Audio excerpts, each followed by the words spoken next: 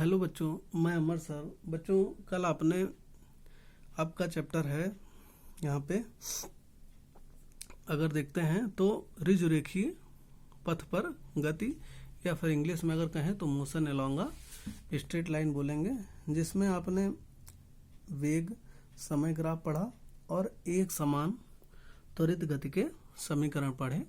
और वही जो एक समान त्वरित गति के समीकरण हैं, आज हम उनको समाकलन विधि से हल करेंगे।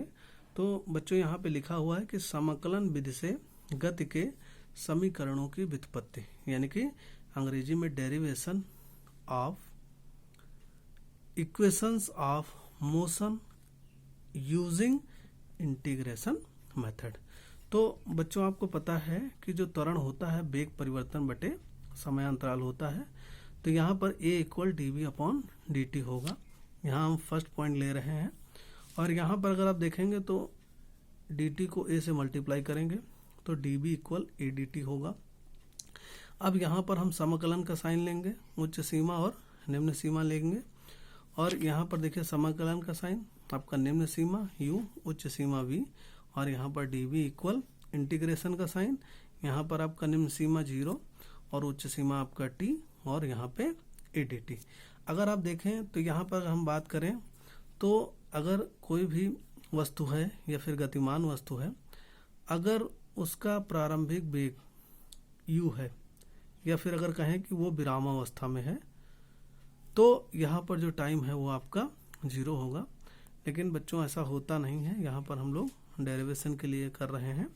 और जब उस गतिमान अवस्था का वस्तु का या फिर आपका बॉडी है जो भी है, उसका वेग अगर v हो जाए तो टाइम आपका t हो जाएगा। तो यहाँ पर अगर आप देखेंगे आगे, यहाँ पर कुछ नहीं है। तो बच्चों, कल हमने बताया था आपको, या फिर पिछली क्लासेज में अगर आप देखें तो यहाँ पर जब कुछ नहीं होता तो हम लोग 1 यूज़ करते हैं, और फिर यहाँ पे dv दिया है, इसलिए 1 की जगह v की पावर 0 यूज़ करेंगे। और यहाँ पे इंटीग्रेशन साइन u v यानी कि समाकलन चिन्ह के साथ बराबर a यहाँ पे कॉमन ले लेंगे, और फिर यहाँ पे 1 लिखेंगे। तो फिर 1 को t की पावर 0 करेंगे, और यहाँ 0 समाकलन के साथ, और यहाँ पे t और यहाँ पे dt।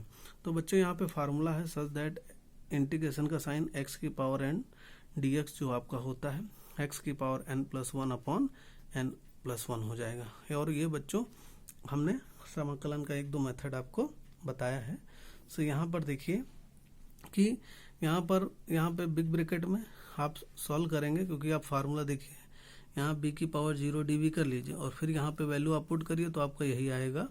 तो v बड़े ब्रैकेट में, यहाँ u और यहाँ v, ये निम्न सीमा, ये उच्च सीमा, बराबर a बड़े ब्रैकेट में t, और यहाँ बड़ा ब्रैकेट क्लोज, यहाँ पे निम्न सीमा, उच्च सीमा यानी कि 0 और t। ये वैल्यू पुट करेंगे तो b माइनस u बड़े ब्रैकेट में, पहले b के प्लेस पे v यूज़ कर लेंगे, फिर b के प्लेस पे u यूज़ कर लेंगे तो b माइनस u। यहाँ पे ऐसे ही करेंगे, a बड़े ब्रैकेट में t माइनस 0, पहले t के प्लेस पे t और फिर t के प्लेस पे 0, तो t माइनस 0। अब यहाँ देखिए b माइनस u इक्वल 80, तो यहाँ पर अगर देखेंगे तो v इक्वल u प्लस 80 होगा। बच्चों, इसको 1-2 बार आप करेंगे तो आपको आएगा। यहाँ पे अगला देखिए बच्चों, सेकंड यहाँ पे दिया हुआ है, तो ये आपका गति का प्रथम समीकरण है। अगर आप देखेंगे v इक्वल u प्लस 80, और बच्चों आपको पता है कि जो वेग होता है विस्थापन बटे समय अंतराल, सो v equal ds upon dt। तो बच्चों, यहाँ पे अगर हम v से dt को मल्टीप्लाई करें तो ds इक्वल v dt होगा।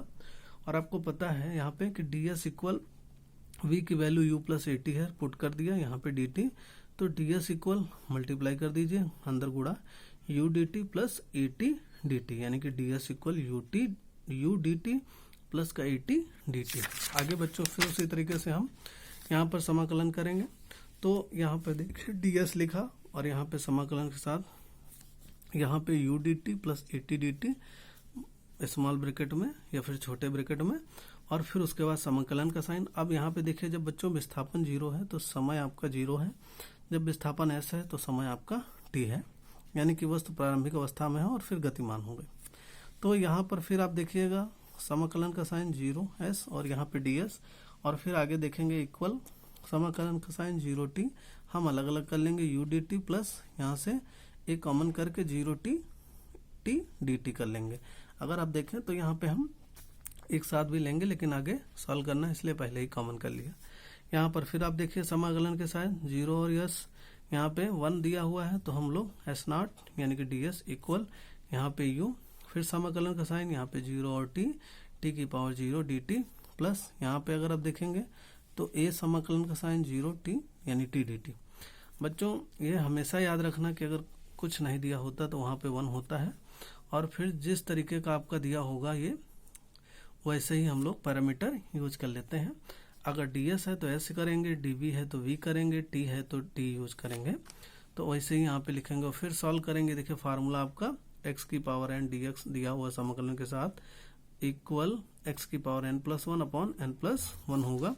तो यहाँ पर अगर आप देखोगे तो बड़े ब्रैकेट में s और यहाँ पे आपका निम्न सीमा उच्च सीमा बराबर u, फिर यहाँ पे बड़े ब्रैकेट में t, यहाँ पे निम्न सीमा उच्च सीमा प्लस a बड़े ब्रैकेट में टी स्क्वायर बाई 2, यहाँ पर निम्न सीमा उच्च सीमा। तो यहाँ पे वैल्यू पुट करेंगे तो यहाँ s माइनस 0 इक्वल u और यहाँ t माइनस 0 बड़े ब्रैकेट में प्लस यहाँ पे a, और इसको जब यहाँ करेंगे तो वैल्यू पुट कर लेंगे यहाँ पे टी स्क्वायर बाई 2 माइनस 0। कुछ करना नहीं है, s की जगह पे s को यूज कर लेना, फिर s की जगह पे 0, वैसे ही यहाँ पे t के प्लेस पे t और फिर t के प्लेस पे 0, वैसे ही यहाँ पे टी स्क्वायर की जगह या फिर t की जगह t करो और यहाँ 0 पुट कर दो। तो सॉल्व करेंगे तो s equal u t plus half A T square हो जाएगा। और फिर आगे बच्चों आपको पता है कि त्वरण वेग परिवर्तन बटे समय अंतराल यानी कि a equal to D V upon D T. यहाँ थोड़ा सा मॉडिफिकेशन करेंगे तो a इक्वल डी एस से मल्टीप्लाई डी एस से डिवाइड कर दीजिए। तो जब सॉल्व करेंगे तो D V upon D S into D S upon D T.